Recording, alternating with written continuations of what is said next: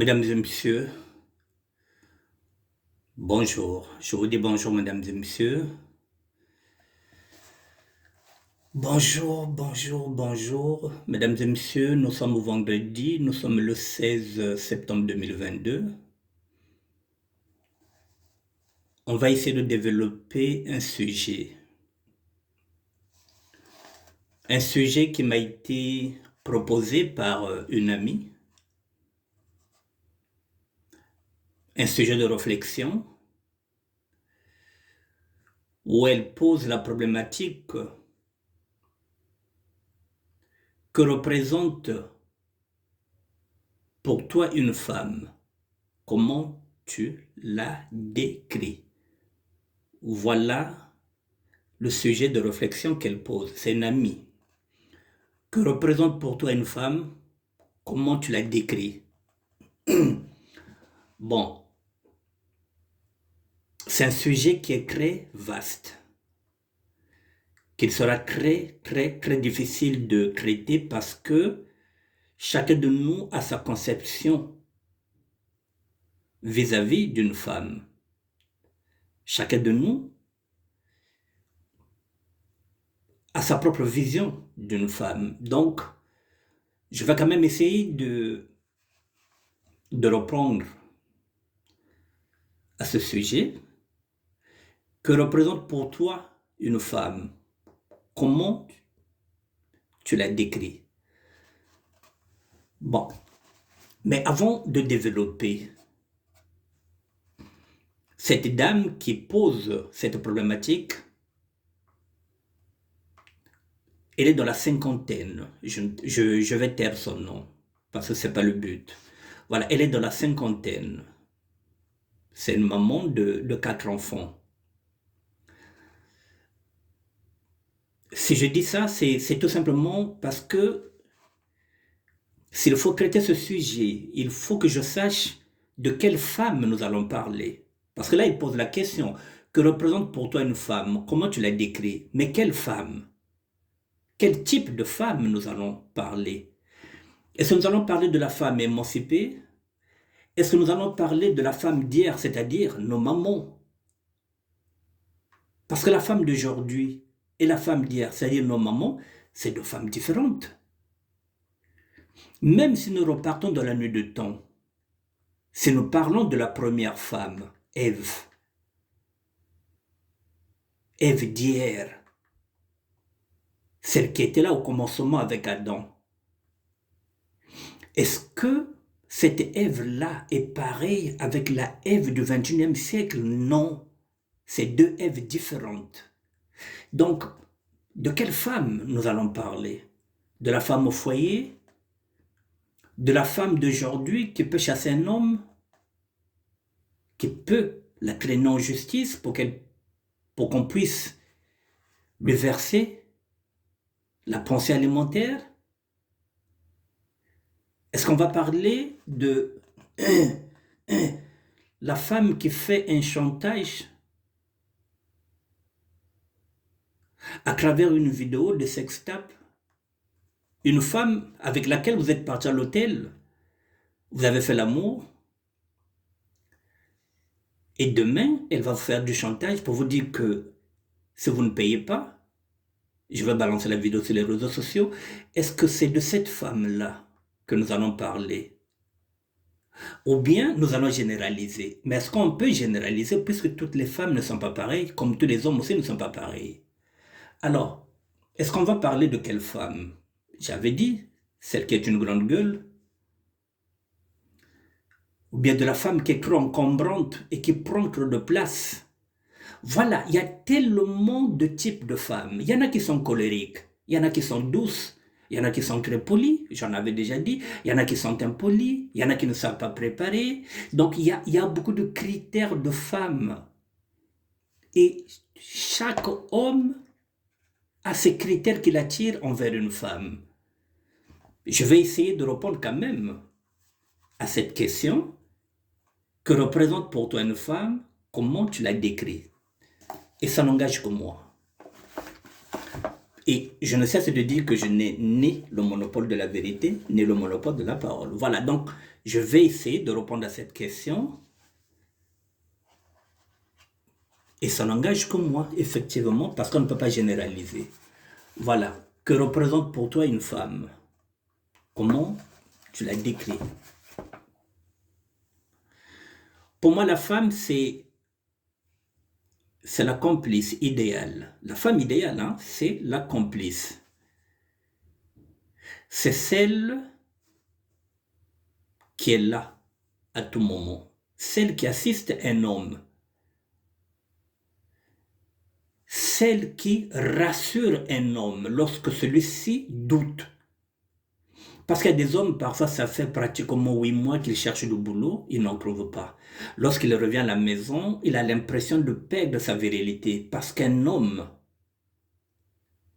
ne se reconnaît que par son travail. Il est fier de ramener de l'argent dans son foyer. Mais lorsqu'il ne ramène pas, l'homme vit dans le stress. Il a l'impression que ce n'est plus un homme.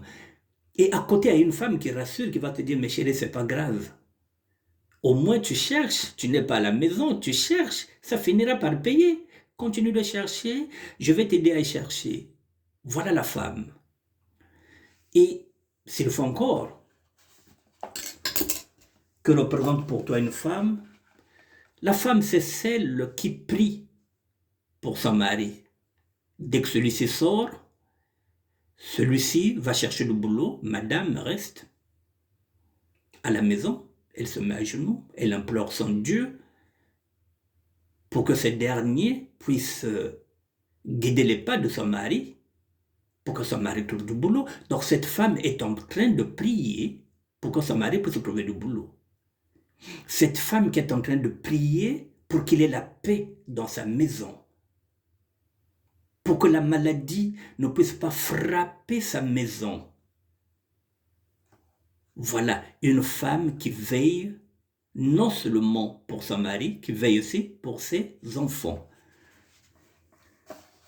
Que représente pour toi la femme? La femme, c'est ce qu'il y a de plus beau, mesdames et messieurs. Il n'y a rien de plus beau qu'une femme. Il n'y a rien de plus beau qu'une femme qui est amoureuse.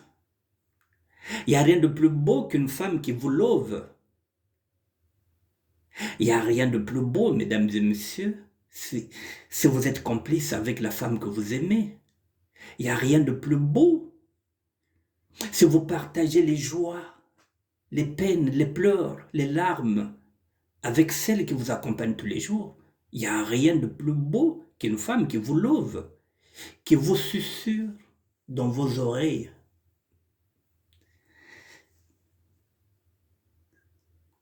Les plus beaux mots d'amour. Voilà, une femme, c'est la tendresse. Une femme rassure. Voilà ce qu'un homme attend d'une femme, c'est pas la beauté physique, mais c'est la beauté intérieure, c'est ce qu'elle dégage, ce sont ses qualités, c'est ce que je vous dis.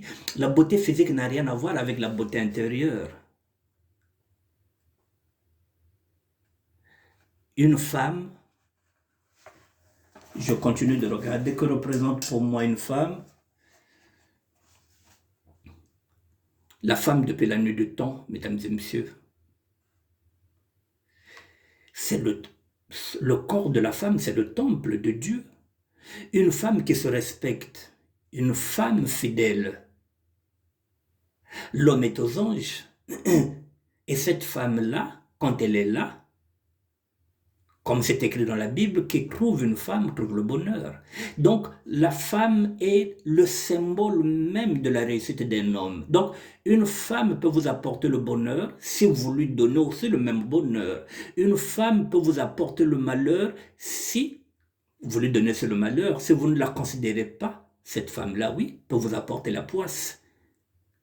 Mais la femme, si elle sait, si elle se sent aimée, la femme vous ramène le bonheur, mesdames et messieurs. Bon, comment tu l'as décrit, la femme? Comment on peut décrire la femme d'aujourd'hui, mesdames et messieurs? La femme d'aujourd'hui, on veut bien l'aimer, mais si c'est une grande gueule, je l'avais déjà dit, si c'est une impolie, si c'est une inculte, qui n'a rien aussi en culture générale, si elle n'a pas les bonnes manières, si elle ne sait pas se tenir, avoir une certaine retenue et une tenue, qui n'a pas sa langue dans sa poche, ça fait partie des critères qui peuvent faire que l'homme ne la sélectionne pas. Et pourtant, elle est belle. C'est ce que je suis en train de dire. Quand on dit comment tu la décris. Mais la femme doit être aussi sensuelle, elle doit être sexy. Elle doit donner envie à son homme à tout moment. Donc la femme doit être une grande séductrice. C'est-à-dire qu'elle doit séduire perpétuellement son homme. On me dira, mais pourquoi l'homme aussi ne doit pas le faire? Parce qu'ici, la question est posée par une femme. Donc la question posée par une femme qui dit oui, sujet de réflexion, que représente pour toi une femme? Comment tu l'as décrit? La femme, comme j'ai dit, c'est difficile de décrire une femme. Parce que toutes les femmes ne se ressemblent pas. Tous les hommes aussi ne se ressemblent pas. Mais maintenant, j'ai dit ce que je vais dire n'engage que moi. La femme, c'est celle qui doit être à la fois une maîtresse, une maman aussi, parce que nous les hommes, nous sommes des éternels bébés. Nous aimons toujours la tendresse de nos femmes, parce qu'à travers nos femmes aussi, on retrouve nos mamans. L'homme a envie d'être choyé aussi, comme un enfant, comme un bébé. Donc nous attendons de la femme la tendresse. Nous attendons de la femme l'attention particulière, parce que lorsqu'on parle, on veut aussi être conscient que celle qui est en face de vous est en train d'écouter. Parce qu'il y en a d'autres, vous êtes en train de lui parler, elle est en train de faire la vaisselle. C'est comme si ce que vous êtes en train de dire, ça rentre ici, ça sort par là. Et ça énerve un homme. Une femme qui est à l'écoute, c'est cette femme-là, dès que vous revenez du boulot, vous rentrez, elle est galante. Elle vous enlève votre manteau, elle vous met à l'aise, elle a déjà préparé à manger, elle vous attend pour que vous puissiez manger ensemble. Il y en a même qui vous ramènent à la douche, qui vous disent, bon chérie, viens, tu vas d'abord te baigner, tu vas d'abord prendre un petit bain, on va se laver ensemble pour qu'on puisse manger ensemble. Voilà, c'est une tendresse infinie. Et puisque je parle de moi,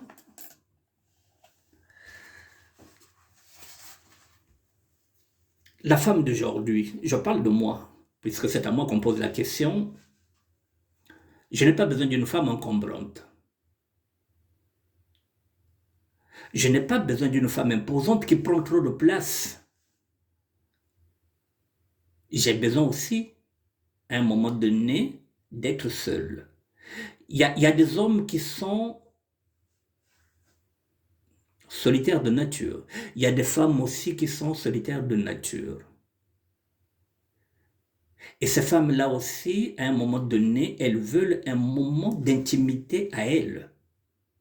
Ce sont des femmes parfois, quand elle a fini de préparer, quand elle a fini de manger, peut-être qu'elle aime la lecture, elle va peut-être prendre 2 heures du temps pour lire un livre. En ce moment-là, c'est son intimité. Donc l'homme doit s'effacer, se dire que celle-là, c'est son heure. Et lorsqu'elle lit, lorsqu'elle se proche de la lecture, elle n'aime pas être dérangée. L'homme, en ce moment-là, doit laisser cette intimité à cette femme-là, parce que c'est son heure. Elle veut lire un livre. En ce moment-là, si l'homme est en train de mettre la musique avec un grand volume, il va baisser la musique. Il va mettre les écouteurs. Voilà, ne pas être encombrant. Une femme encombrante, j'en veux pas. Une femme qui prend trop de place, j'en veux pas. Il y a des femmes aussi qu'à un moment donné, comme je dis, qui veulent, à un moment donné, rester seules. Peut-être avec maintenant les enfants. C'est dit, maintenant là, je n'ai pas besoin de mon homme, j'ai besoin de mes câlins chez mes enfants. Que représente pour toi une femme? Comment tu l'as décrit? Oui, la femme encombrante, j'en veux pas. La femme qui ne me fait pas confiance lorsque je lui dis que je suis parti voir un ami et qui n'arrête pas de m'appeler toutes les 10 minutes, j'en veux pas.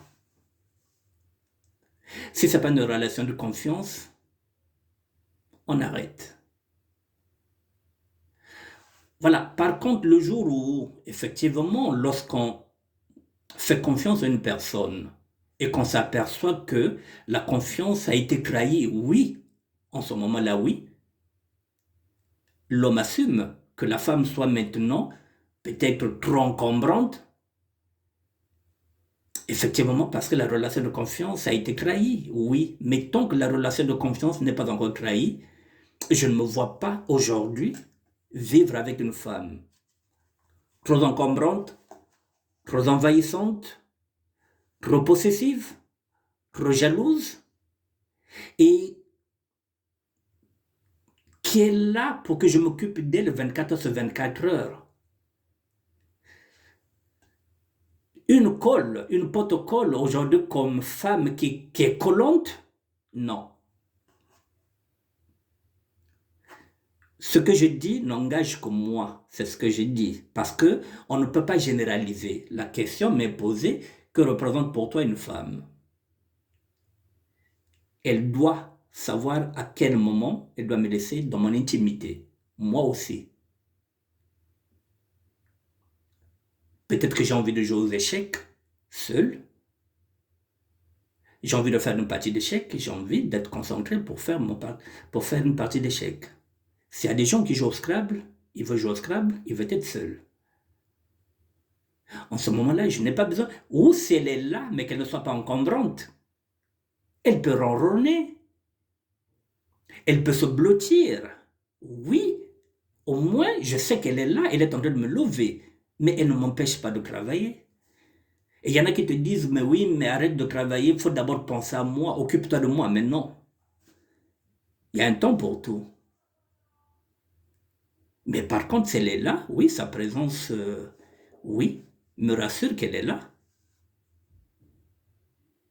Si elle peut se blottir dans mes bras, oui, pendant ce temps que je suis en train peut-être de lire un livre, elle ne me déconcentre pas. Je suis peut-être en train de lire la Bible et qu'elle se blottisse sur moi, ça ne me pose aucun problème, puisque ça ne me perturbe pas. Mais par contre, au moment où peut-être j'ai envie d'ouvrir ma Bible, c'est en ce moment-là qu'elle va jaillir, peut-être pour poser certaines questions, c'est-à-dire qu'elle ne respecte même pas mon heure biblique, ça passe pas. C'est comme si moi, à mon tour, si elle est en train, par exemple, de réviser ses devoirs, si c'est une étudiante, ou bien peut-être qu'elle est en train de préparer son cours pour la semaine, si elle est enseignante, par exemple, et que j'aille perturber ses cours, c'est pareil, ça ne lui fera pas plaisir. Donc, il faut avoir de la tenue et de la retenue dans un couple, savoir effectivement à quel moment ne pas être encombrant et envahissant envers l'autre. C'est tout. Même dans la maison, même nos enfants, à un moment donné, ils veulent leur intimité. Ils veulent jouer seuls, parfois sans les parents. Ils veulent jouer seuls. Ils veulent rester seuls aussi dans la chambre, sans personne, sans que personne ne les dérange. Ça aussi, il faut respecter ça. Il y a des moments où ils viennent jouer au salon, mais il y a des moments où un enfant veut se cacher dans la chambre, peut-être pour faire ses bêtises.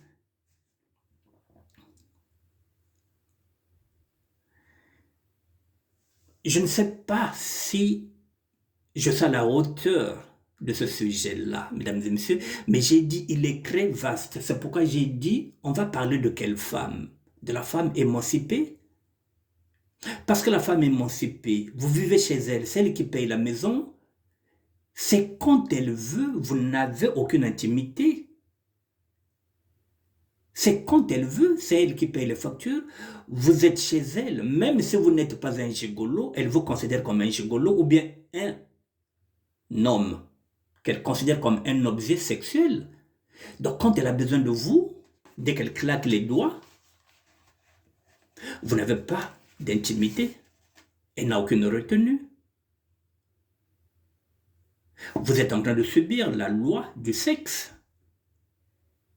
Celle-là aussi, j'en veux pas.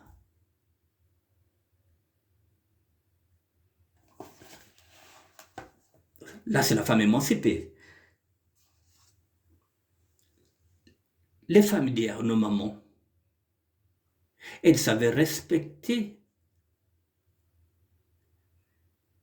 Elles savaient respecter nos parents.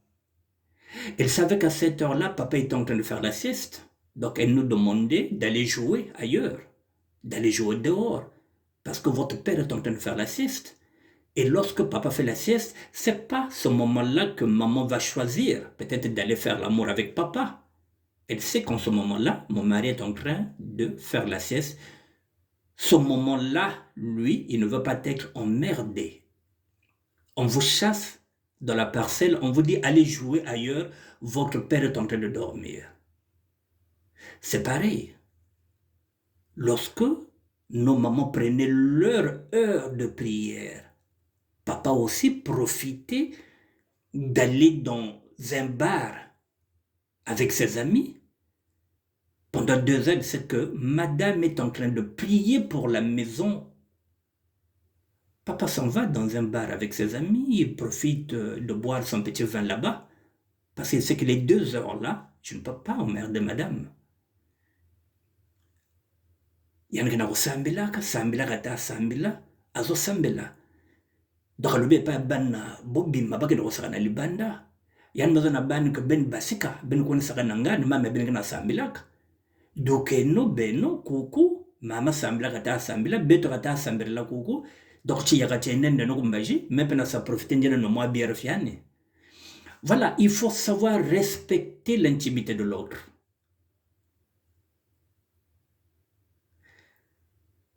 Que représente pour toi une femme?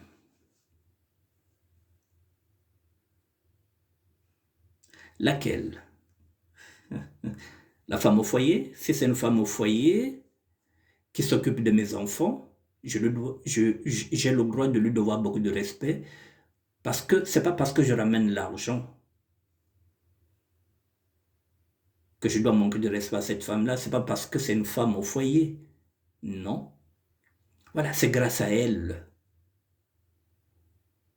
qui s'occupe de l'éducation des enfants, qui s'occupe des enfants, c'est grâce à elle que je suis équilibré.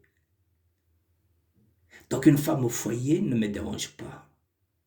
Je préfère encore une femme au foyer que peut-être une femme intellectuelle.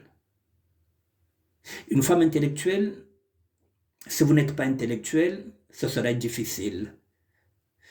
Parce qu'elle aura besoin d'un débat. Si vous n'êtes pas intellectuel, vous aurez l'impression qu'elle parle trop bien français, alors que ce n'est qu'une impression. C'est tout simplement parce que vous n'êtes pas intellectuel, vous n'avez pas un bagage assez élevé pour discuter avec elle, vous êtes frustré. De quelle femme nous allons parler? Celle qui connaît trop les droits aussi ne m'intéresse pas, parce qu'à tous les coups, dès que vous allez vous chamailler, dès qu'il y a un problème, elle va former le 17, c'est la police, pour dire que sors chez moi. Voilà, si tu n'es pas d'accord, tu sors, tu quittes les lieux. Celle-là, j'en veux pas, qui connaît trop de droits. Pour un oui, pour un non, elle peut appeler la police. Tu rentres après minuit et te dis repars là où tu étais. Et parfois, au moment où il te dit de repartir là où tu étais, tu avais pris le dernier métro. Donc ça signifie quoi? Donc tu vas aller à l'hôtel. Tu vas encore aller faire des dépenses inutiles parce que je suis rentré en retard. c'est là où je n'en veux pas. Dès l'instant où je rentre, j'étais avec des amis, donc ça signifie que je me sentais bien. On pouvait encore continuer avec les autres qui m'ont proposé, il faut qu'on change encore de maki, il faut qu'on change de nganda. Ata sobeno wuma, araba kenge, wuma tuzebi, akwendaka jusqu'à l'aube. Mais par respect, parce que j'ai laissé une femme à la maison, et bonita chikota ni kota. Oui, abet changer de moi place, bete me manisa, abet kwenden, bet changer nganda, bet kwen nganda intel. Kuneka kwenda te tongocha. Mais non, par respect, moi me dis, ah, quand même, madame, mon basket depuis midi, hein? Non, quand même, mon quota. Donc, par respect, je viens, je prends le dernier métro, tu me dis de repartir là où j'étais, alors que je viens de couper ça pour te rejoindre. Et tu me dis de repartir là où j'étais. Voilà. Donc, tous les gens baninga, donc le yenge zabien et comme 1h du matin, minute 30 à non, faut na quota. Parce que mère a parlé na chika banda kala na bima qui n'a parlé depuis midi. Mais tant on a quand on a parlé, bozolo bananga zonga place ou ananga uti, alonga na uti au dernier métro. Au kangi porte lengo fongo laté, donc ce que na lar na que le fout aller sur hôtel. Na sala ba dépense pas. Voilà. Basi andenge wana ça ne sert à rien. Donc dès l'instant où on a tiki bilenge na kati bilenge na yi na parlé. Donc c'est que nous avons respecté na le non na bimaki depuis midi donc na moni pa banate, mama bana pas akuna yemoko donc na kota na parlé. Donc c'est déjà une considération quand je rentre. Donc ce genre de femme-là, j'en veux pas. Voilà, donc la même question, elle est là. Que représente pour toi une femme? Mais une femme, c'est celle avec laquelle nous pouvons dialoguer, avec laquelle nous pouvons échanger, trouver un compromis.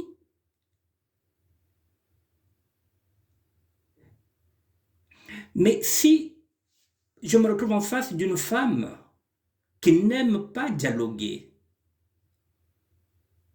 qui est nerveuse, qui s'irrite pour un oui, pour un non, qui ne prône pas le dialogue, une femme avec laquelle parfois pendant 2 semaines elle ne te parle pas, et pendant 2 semaines elle va squatter la chambre des enfants, une femme pour un oui, pour un non, elle va refuser de faire l'amour sous prétexte parce que, voilà, vous avez eu un contretemps, donc vous ne pouvez pas la toucher. Au moins pendant 2 semaines, j'en veux pas. C'est pas cette femme-là que je veux. Ça signifie que, donc moi, si on se chamaille, c'est un contretemps, demain je ne vais pas payer les factures de la maison sous prétexte parce que je suis énervé, ça n'a aucun sens. Le sexe n'a rien à voir avec nos disputes.